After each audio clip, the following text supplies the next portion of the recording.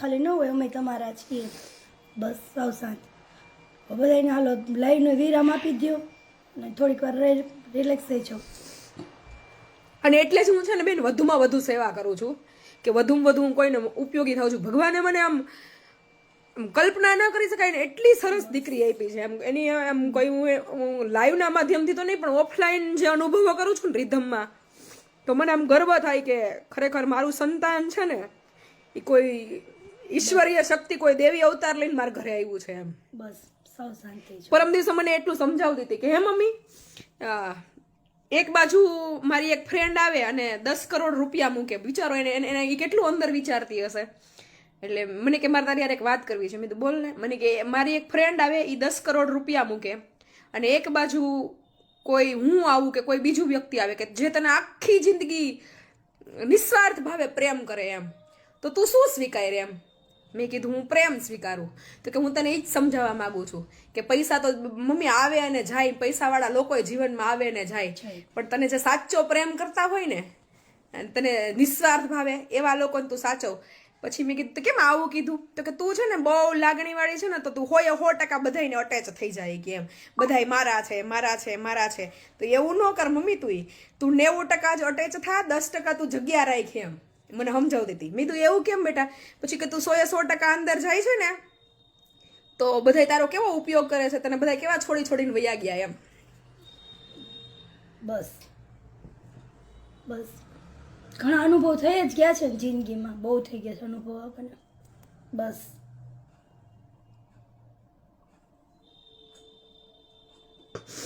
અમે અહીંયા બાજુમાં હોય તો તમે આવી રીતના કરી લો. પછી જ્યારે રિધમ હોય ત્યારે શું થાય રિધમને? હું કરું જ ડેરી સામે ગઈ. બસ મેં એને કીધું કે જે છોડીને ગયા ને બેટા, એ આપણા નહોતા. હા બસ છોડીને જાય તો આપણા હોય જ નહીં, આપણા હોય છોડે ને. મને છોડીને ગયા, છોડીને જાય, લાગણીનો કોઈ ઉપયોગ કરે, મને એનો કોઈ અફસોસ નથી. પણ મારી દીકરી કેટલી સમજદાર છે ને, એ એક સમજે છે ને મને. બસ સાવ શાંતિ છે. એટલે ખાલી એટલું જ કે પ્લીઝ લાગણીનો કોઈ દુરુપયોગ ના કરો.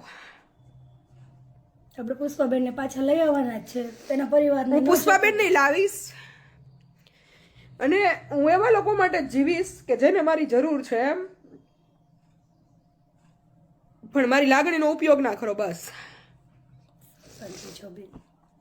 અતિશય લાગણીશીલ છું ને એનો મતલબ એવો નથી. હું લડી શકવા સક્ષમ છું, હિંમતે છે મારામાં. દરેક પરિસ્થિતિને હું પસાર કરી શકું એટલી કેપેબલ છું, પણ લાગણીનો દુરુપયોગ ના કરો. આ લાગણી છે ને, જે લોકો મારા હૃદય હારે, મારા આત્મા હારે જોડાયેલા હશે ને, એ જ સમજી શકશે. દરેક લોકો મારી લાગણીને સમજે ને એ શક્ય નથી. આ હું લાઈવના માધ્યમથી કહું છું બેન, કે મારી લાગણી સમજવી એટલી ઈઝી નથી કે મને સમજી શકશો. એમ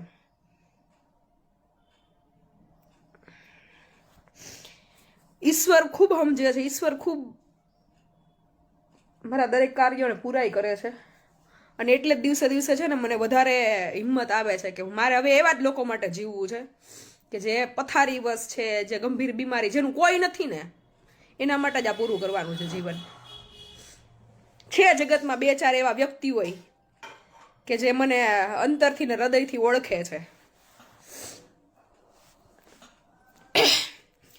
એટલે બસ લાઈવનો ઉદ્દેશ્ય મારી કોઈ લાગણી બતાવવા માટે કે મારી કોઈ તકલીફ હોય, મને કોઈ તકલીફ જ નથી. હું ખૂબ ખુશ છું મારા જીવનમાં, કારણ કે ઈશ્વરે મને જે આપ્યું છે ને, એ તો કેટલા જન્મોના પુણ્ય ઉદય હોય ને ત્યારે આપણને આ કાર્ય કરવાનો અવસર મળે. બાકી ઘરની બહાર આપણે નીકળવું હોય ને તો એ કેટલાય પ્રશ્નો આવતા હોય. મેં મારા જીવનમાં દરેક અનુભવ, સંસારના દરેક અનુભવમાંથી બહાર નીકળી છું, પરિવારના દરેક અનુભવમાંથી બહાર નીકળી છું, જીવનના એક પડાવમાંથી બહાર નીકળી છું. મને જીવનમાં શું તકલીફ આવી ને એનો કોઈ રંજય નથી, એનો કોઈ અફસોસ નથી, એનો કોઈ દુઃખ નથી.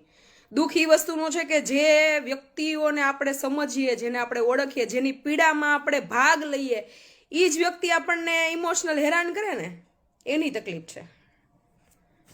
એટલે જે લોકો સમજો છો, જે લોકો રેગ્યુલર લાઈવ જોવો છો ને, એને એટલી રિક્વેસ્ટ છે કે પ્લીઝ શાંતિથી અમરધામ આશ્રમના નિર્માણમાં ખાલી તમે જે પ્રેમ રૂપે સહયોગ આપો છો ને એ આપો. બસ વાત દાનની, વાત પૈસાની, વાત આર્થિક સહયોગની કે વાત વસ્તુ રૂપે સહયોગની છે જ નહીં. એ તો નિર્માણ કરનારો છે ને આખા બ્રહ્માંડનો નાથ, એ આવશે કોકને કોક માધ્યમથી કરી જશે. જ્યાં અમારે અમારા જીવનના આહુતિ દેવાની થશે ને એ અમે બધી પૂર્વ તૈયારી હારે નીકળ્યા છીએ કે હજી અમે કામ કરવા, મહેનત કરવા સક્ષમ છીએ. અમે કામ કરશું, નોકરી કરશું, ધંધો કરશું, મજૂરી કરશું, જે જરૂર પડશે એ બધું કરશું. ત્યાં સુધીની પૂર્વ તૈયારી હારે બહાર નીકળ્યા છીએ.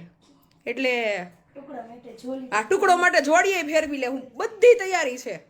પણ હેરાન ન કરો, શાંતિથી કાર્ય કરવા દો. અને ખાસ બીજાની તો મને નથી ખબર, પણ મારી જે લાગણી છે ને અંતરની, એ તો હું એક અમરમાને જ બતાવી શકું.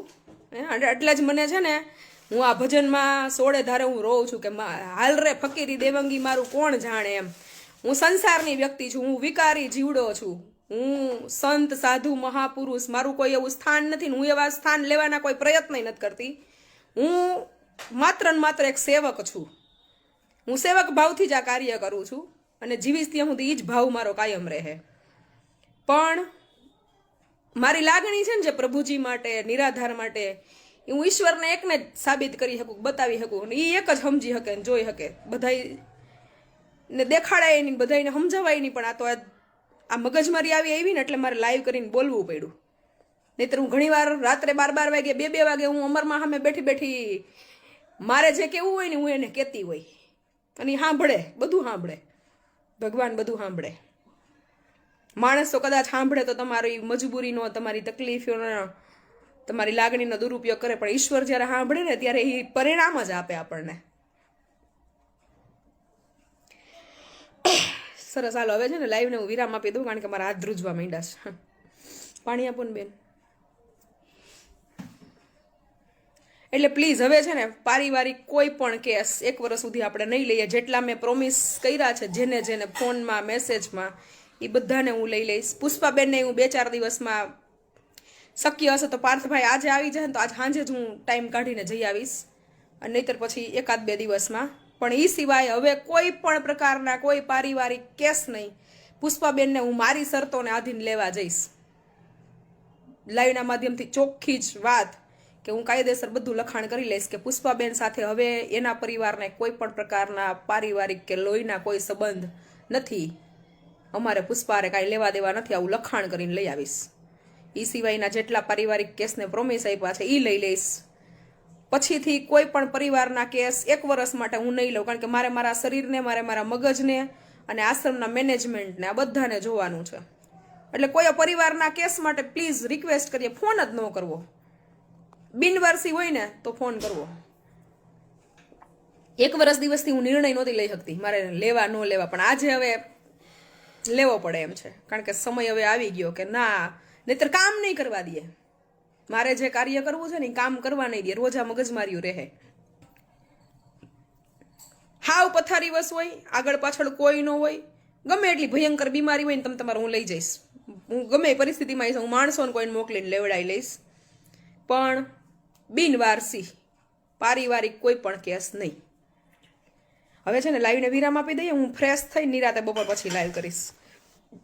ચલો બધાને જય મા અમર, સીતારામ, સતદેવીદાસ, જય શ્રી કૃષ્ણ.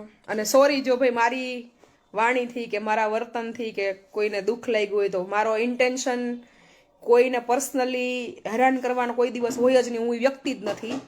પણ જ્યારે મારી લાગણીને ઠેસ પહોંચે કે મારી લાગણીનો દુરુપયોગ થાય ને, હું કાર્ય કરતી હોય ને છતાંય મને કોઈ છંછેડે ને તો હું સહન ના કરું. એટલે વન્સ અગેન કોઈને કાંઈ પણ તકલીફ પડી હોય તો માફ કરજો.